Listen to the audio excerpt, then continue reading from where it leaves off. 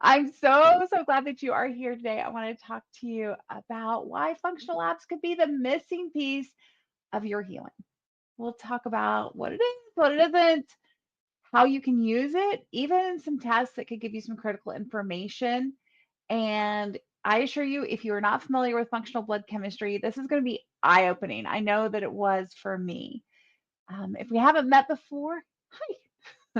I'm Judy Lynam, and I am super passionate about helping people with their health and specifically with reclaiming their health. So many times we're stuck and we're confused and we don't know how to go forward and we don't actually even know what's wrong, but something just isn't right.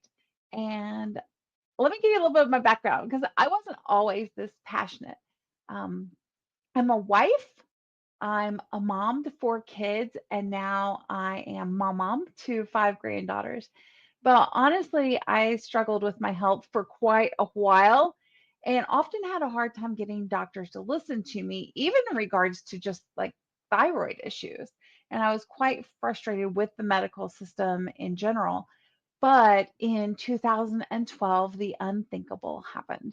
I was hit head on by a drunk driver in a high speed collision and suffered a traumatic brain injury. I lost the use of the right side of my body. I lost the ability to communicate effectively. I lost a lot of my cognitive function, not even being able to tell you what the numbers on a digital clock meant. And you know what? Doctors couldn't really give me answers, gave me no hope for healing other than, hey, it's a traumatic brain injury.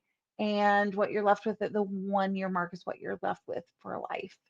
Um, at one point, I was on 70 something pills a day, and I didn't want to be on another one.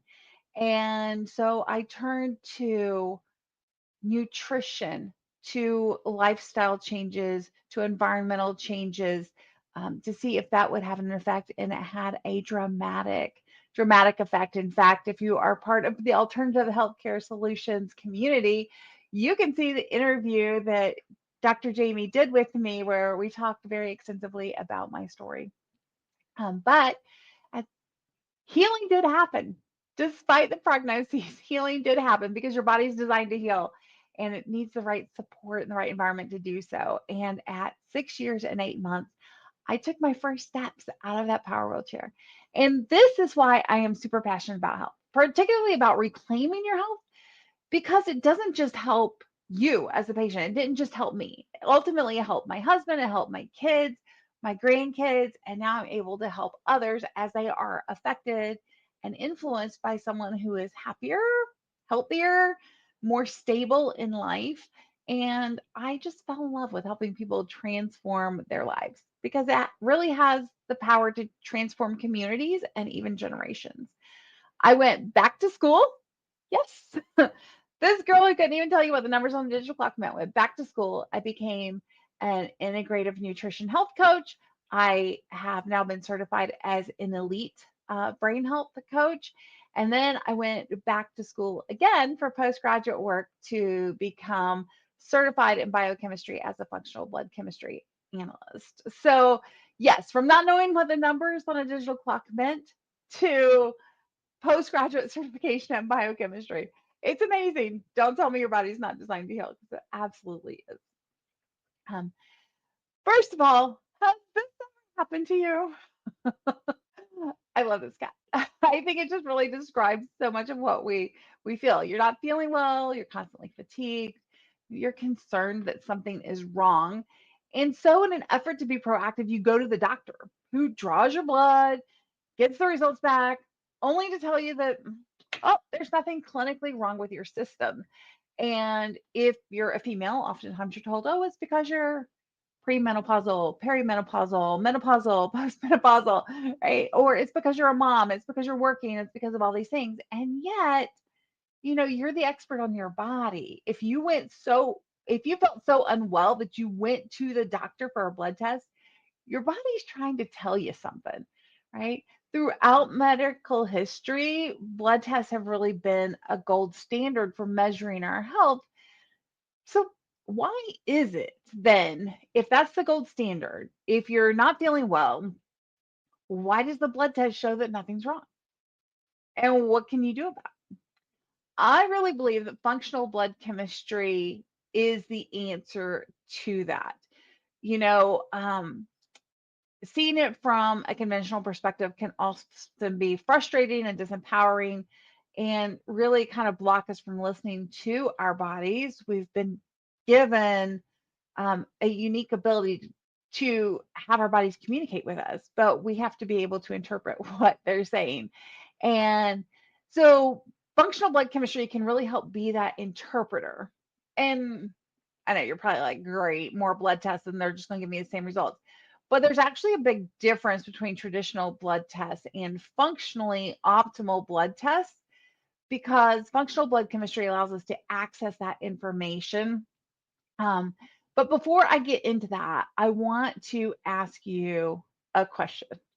I want you to think about this for just a second, and you can drop the answer in the comments because I want to hear from you. All right, scenario. A masked man enters a room where a woman lays sleeping. He cuts her with a knife and she dies. What should happen to the man?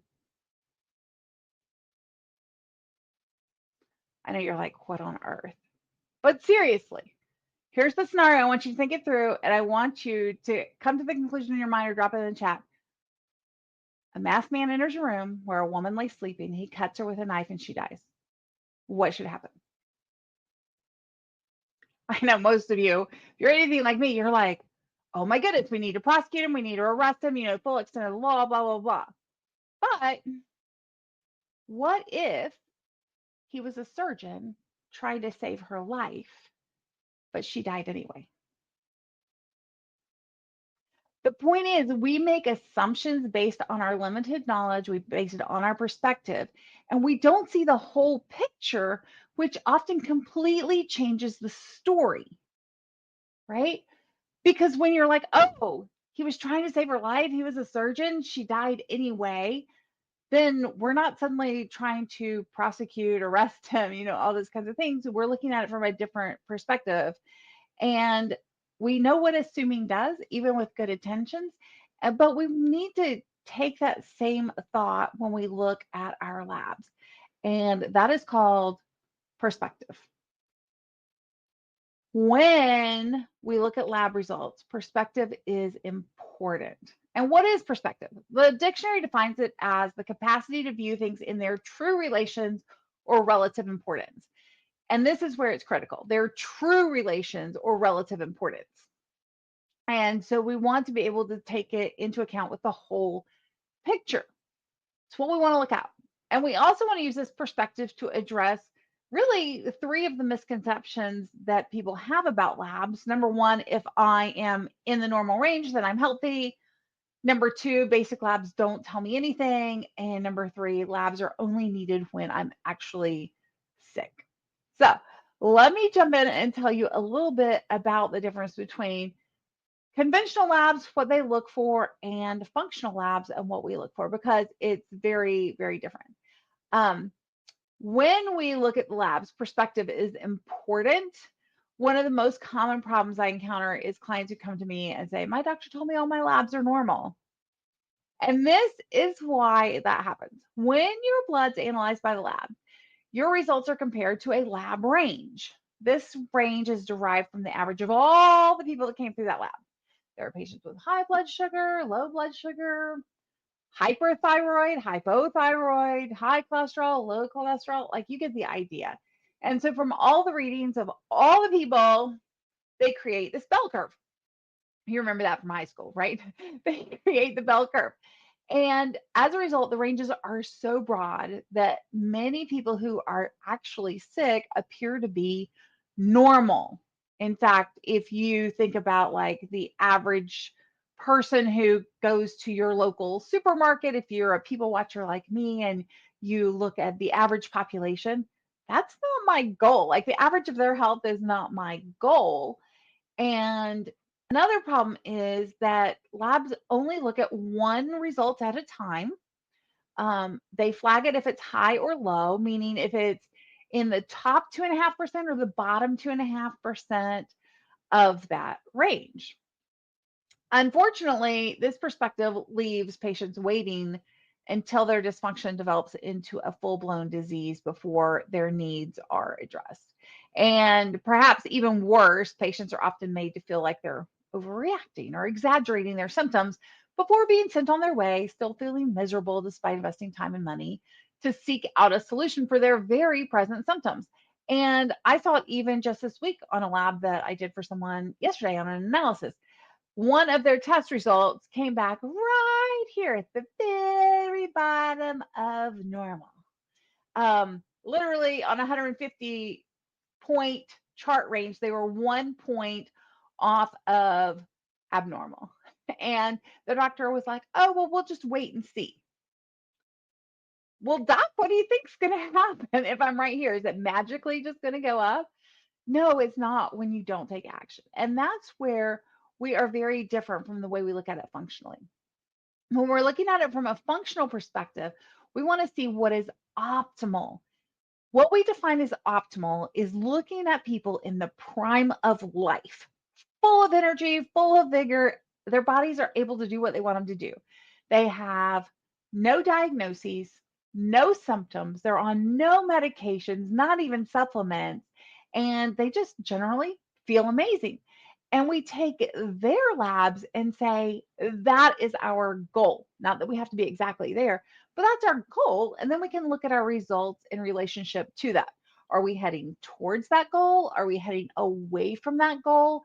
And that allows us to be more proactive when we are looking at it. And our symptoms line up, right? If we're not in an optimal state and we move back towards optimal, we feel better. And so this allows us to be proactive instead of reactive. Make sense? Um, and then another question that is super important is why? Right? Just having a high and a low mentality results in treatments that are usually just suppressing symptoms or actually just suppressing the test results themselves. So, I mean, like if we take cholesterol, for instance, if your cholesterol was 350, they would label it as a high, they'd put you on a statin, then magically your cholesterol reading would be lower, typically with more side effects from the medication, right?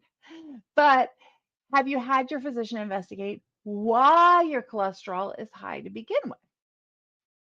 Cholesterol is a symptom, not a root cause. And it's virtually never from the diet, though the diet can cause other issues that can then cause cholesterol issues, right?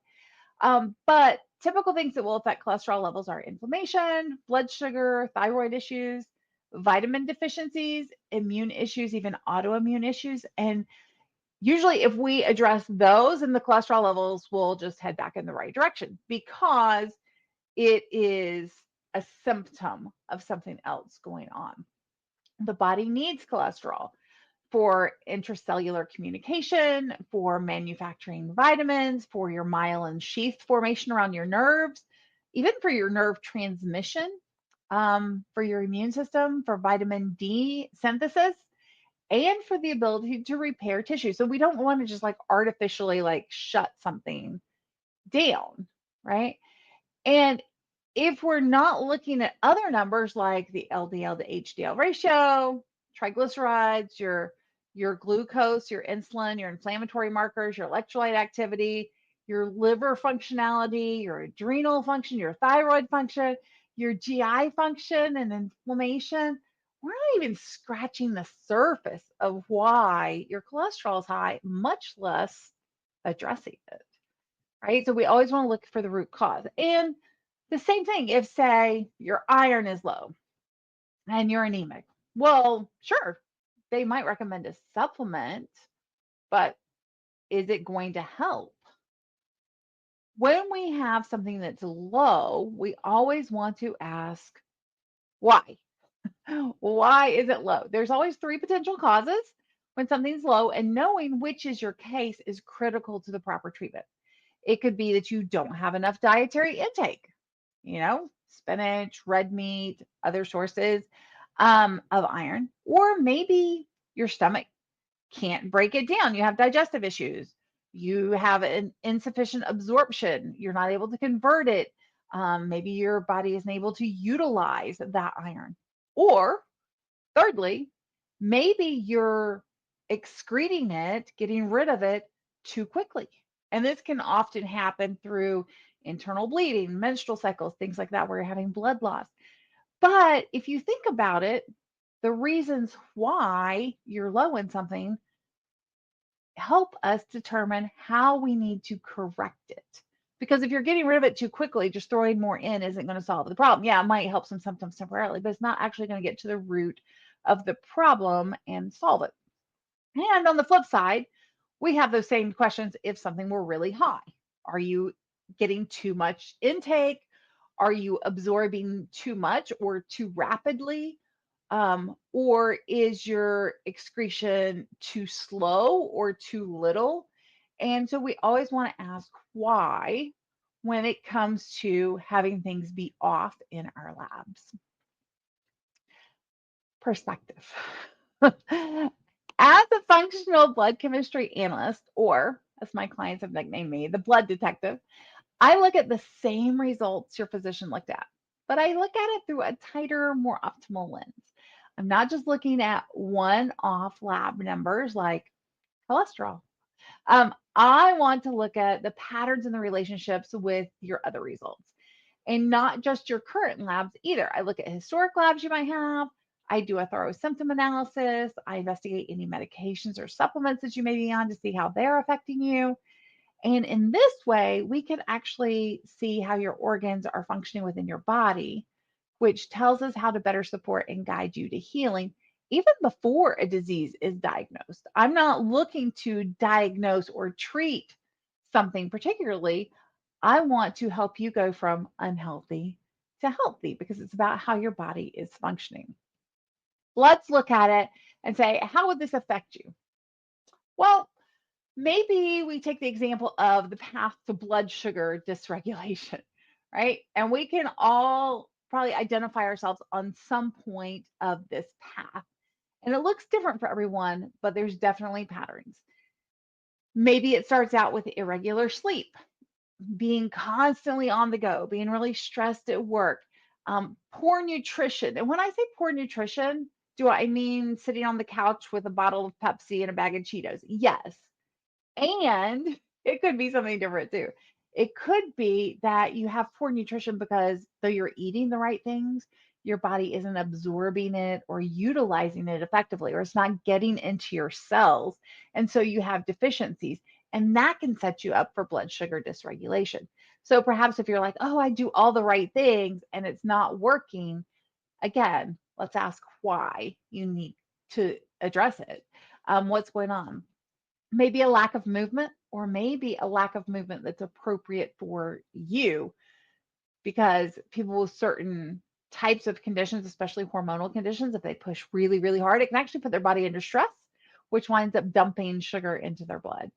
Maybe it's the side effect of medications, very, very common. And what happens is often, we're on this path and we're here for a while and we're getting kind of bumpy. And then we start experiencing symptoms. Maybe you're hangry, maybe you're panicky, like panicky before a meal, like, oh, I got to do all the things. Um, Maybe you get that afternoon fatigue, but it's relieved when you have a snack. You're like, oh, if I just eat something, it'll keep me going. I need that fuel. But also dizziness, confusion, brain fog, those can be symptoms. And then it keeps going, right? We start getting fatigue after meals. Maybe you're gaining weight in your abdomen. Maybe you're waking up frequently during the night to use the restroom. Maybe you are having acne, which has been nicknamed diabetes of the skin, irregular menstrual cycles, hormonal issues. And we can keep going down this path, right? If we keep going, we can get into some low blood sugar, some irregular blood sugar, and some high blood sugar, where we start having memory issues, blurred vision, slow healing wounds, numbness, tingling, nerve issues here. And we want to say, hey, what is going on? How can we address this? Even if, say, oh, my doctor ran my labs and my blood sugar is fine, my fasting blood sugar is fine. There are other labs that we can take into account. Your fasting insulin needs to be looked at. This often goes awry far before your fasting glucose does because your pancreas is putting out insulin to protect your body and to control that blood sugar. And so we might see it more in the fasting insulin stage. Your A1C, which is a 3 month snapshot, oftentimes that will catch things that you don't see in just the fasting glucose. Your cholesterol, again, we talked about that that could be a marker or raised because of elevated blood sugar.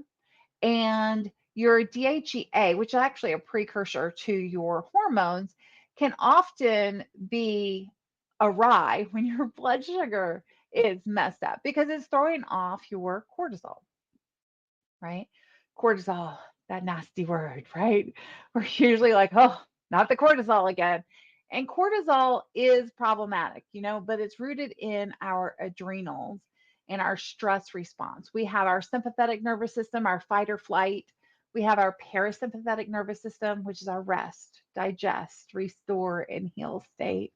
And a lot of us live our life in that sympathetic nervous system um, where we have elevated cortisol. And so what happens is your body senses this need to, say, flee the burning building. And so your stress is raised, your cortisol is raised, and that triggers a whole cascade of reactions in your body.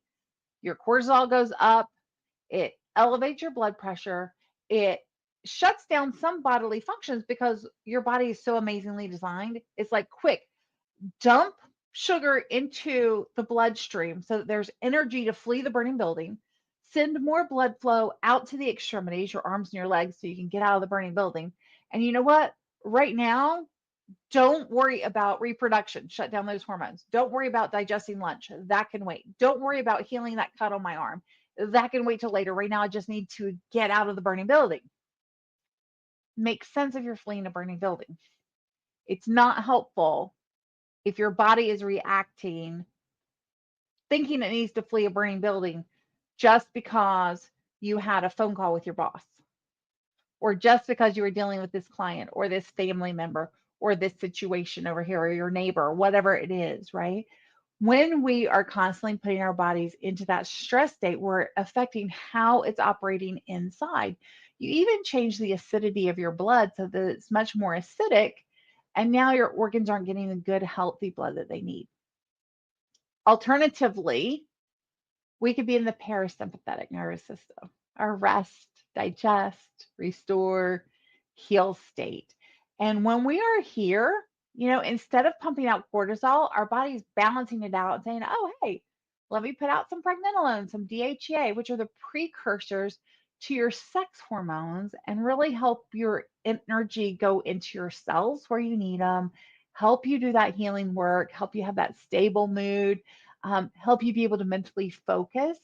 And so you can see how we definitely, if we're in one, we're not in the other. You cannot be fleeing a burning building and sleeping through the night at the same time.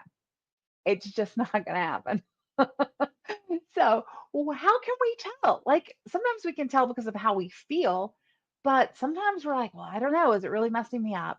Some of the tests that you may want to look at, obviously, your hormones and your cortisol levels, but even your CMP, your complete metabolic profile. It's one that most of you probably have in your lab history. Looking at your electrolyte balances can tell us a lot about what your adrenals are doing. Um, your sodium doesn't just tell you how much salt was on your food. In fact, it very rarely tells you how much salt was on your food, but it does tell you how your adrenals are functioning. Even your B vitamin levels are super, super helpful. And so we can look at these things and get a much bigger picture of what's going on inside of your body. When you look at labs in this way, do you see how it can help you get answers for what you're experiencing? Definitely a whole different perspective. What about the one thing that probably everyone is afraid of, especially if you got a family history of it? And I'm talking about dementia. This can generate a lot of fear for very many people. I mean, I get it. I was a caregiver and guardian for my grandmother who had Alzheimer's. Um, My family has gone through some issues recently with loved ones who are experiencing memory loss and some dementia symptoms. But there are things that we can do to prevent it and to reverse it, right? Um, and so we want to look at these things. These are often the factors that go into your brain health. Your brain health is mental health, right? How is your brain functioning? And as a certified elite brain health coach, I'm very passionate about bringing this in with your lab work because your brain controls so much. When it's not working right, life just isn't going right. Trust me. So, what are the things we want to look at? Blood flow, blood pH, the acidity of your blood is really important here too. We talked about that with the stress. What's the acidity of the blood like going into your brain? Um, what is the blood sugar like going into your brain? Retirement and aging. Are you still learning new things? Are you sitting around? Are you active? Inflammation in your body really affects your mental health and your brain health. Genetics can play a role for sure. And even the CDC, which is, you know, not the most um, proactive group or organization, says that genetics account for like less than 7% of your health, that the rest of it can be turned on and off by your lifestyle, your environment, and the actions you take on a daily basis. So while we want to take that into consideration, we don't want to feel doomed to be a certain way just because of our genetics. Head trauma can play a big role, especially if it hasn't been healed or addressed properly. Toxins in your environment or those that you were exposed to. I have several clients who have been in the military and exposed to many toxins. Mental health. Again, your mental health is your brain health. And psychology is really the only field of medicine that doesn't look at the organ that it's treating. And we want to say, hey, how can we address both sides of this? You know, mental health symptoms are reflective of what's going on with our brain functionality. And so, how can we address both simultaneously? Immunity and infection. Clearly, if you've ever had an elderly relative in who has like a UTI, one of the first signs of a UTI in an elderly individual is often confusion, memory loss, and those sorts of things because it does affect our brain health. Neurohormone deficiencies. Vitamin D is actually not a vitamin. It is a neurohormone. It's a neurological hormone that affects so much in your body. Other hormones deficiencies, vitamin deficiencies also play a role. Diabetes is a term that was coined to reflect diabetes and obesity. Both of those have a major role in your brain function and sleep issues. If you're not getting good sleep, it's hard to focus. We all know that, right? And so the good news is that we have labs that can give us direct information on all of these. Um, your blood flow, clearly your blood chemistry, what is there as far as we talked about your blood sugar and some of those things. When we talk about inflammation, things like your homocysteine levels, your vitamin levels, your C-reactive protein, even your white blood cells can give us some information. Toxins, your kidney and liver functions and their enzymes. Immunity and infection, maybe we're talking about vitamin levels, gut health, because that's the root of your immune system is in your gut. That CBC with differential, the differential part's important. So make sure it's always ordered with the differential. Um, Neurohormone deficiencies, again, we talked about vitamin D. Diabetes, we talked about some of those tests too, the fasting insulin, glucose, the A1C, the DHEA, the CMP. We have labs that can give us direct information on all of that. And we can have labs that can give us direction for healing with these things, with your mental health, with your genetics, with your head trauma, with your sleep issues. And you know what that means? That means that retirement and aging is the only thing that we don't have lab information for. And that's usually, hey, how are you spending your time? How are you spending your time? Are you learning new things? Are you pushing yourself? Are you actively engaged, with the social community and those sorts of things. So again, those lifestyle types of things can be really, really beneficial. So what do? We can turn these labs into information that we can use, right? Because normal doesn't always mean optimal. Looking at the optimal ranges of functional blood chemistry can help us to identify those subclinical health challenges, recognize those underlying health issues, and understand the risks of disease. And again, how close we are or how far away we are from an optimal range.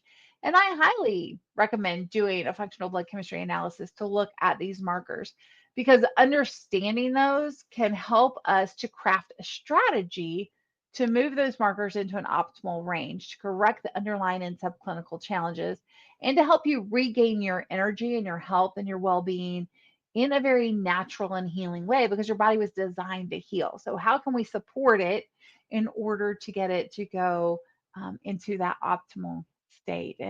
And if you'd like to have a conversation with me, no pressure at all about whether or not a functional blood chemistry analysis is the right step for you to do next, then feel free, scan that QR code, schedule a time to chat with me, and I would love to connect with you and say like, hey, where are you at? What labs have been run? What symptoms are you experiencing?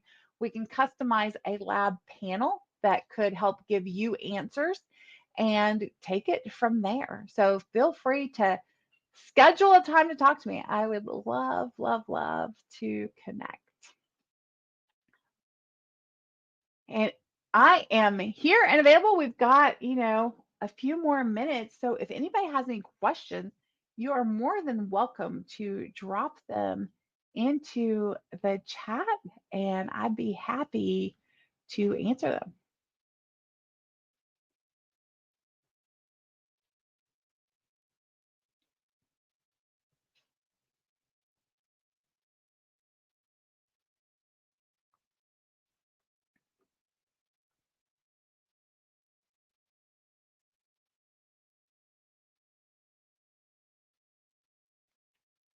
I know it takes a minute for all the delays, technology to get the questions in.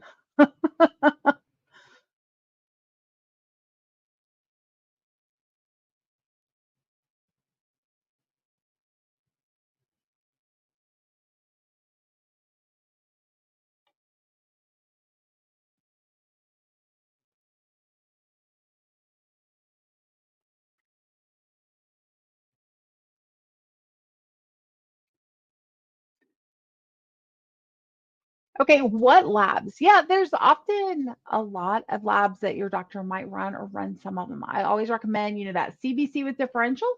It can give us a lot of information on, what is your body fighting as far as infections, viruses, bacteria, allergens, um, mold, parasites, those sorts of things. We can see a lot there in that CBC with differential. The complete metabolic panel. Again, that's going to give us your electrolytes, your blood sugar. Um, and we can look and see like liver enzymes. A lot of people think liver enzymes, and those are the only things they need to look at in regards to the liver. But again, if you are looking at it from from a holistic perspective with liver function, then it's like, hey, where what enzymes is the liver using? What is it converting? Are those being converted properly? And what is the output? And then we can see, hey, how is the liver functioning from that whole perspective, not just from the ALT and the AST. Vitamin deficiencies, D, B, um, C, minerals, zinc, magnesium, uh, copper, iron, ferritin, those sorts of things. Cholesterol is important to know, again, as a symptom, not as a root cause. We just want to keep that perspective. So, but yes, if someone wants like to be like, hey, this is what I'm dealing with. Can you customize the panel? Tell me what I need to test. Send me a message, schedule a time to talk to me, and I'd be happy to do that. What's the difference between dementia and Alzheimer's from a holistic lab perspective? Um, interesting. Alzheimer's is a type of dementia, and it really can't be diagnosed until an autopsy is performed. So we might say you have Alzheimer's, but all we know is that there's some form of a dementia. And it is estimated that it's something like 85% of those diagnosed with dementia don't actually have a root cause dementia that's a functioning in their brain. It's actually related to infection, vitamin deficiency, blood sugar dysregulation, things off in other parts of the body, which is why it is actually something that can be healed in a lot of cases by addressing those underlying causes, which is why I like to say mental health is brain health, and your brain health is a reflection of your physical health altogether.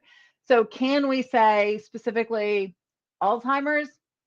There are some, kind of hallmark signs, but for the most part, it just goes into that dementia category because we can't diagnose that without an autopsy, which, I mean, there's no healing at that point. So when we look at this, we can look and troubleshoot and say, hey, what is going on? Because dementia is a diagnosis that nobody wants for sure. Um, Talk about the connections of concussion, hypothalamus damage, and the effects of male hormones. Absolutely.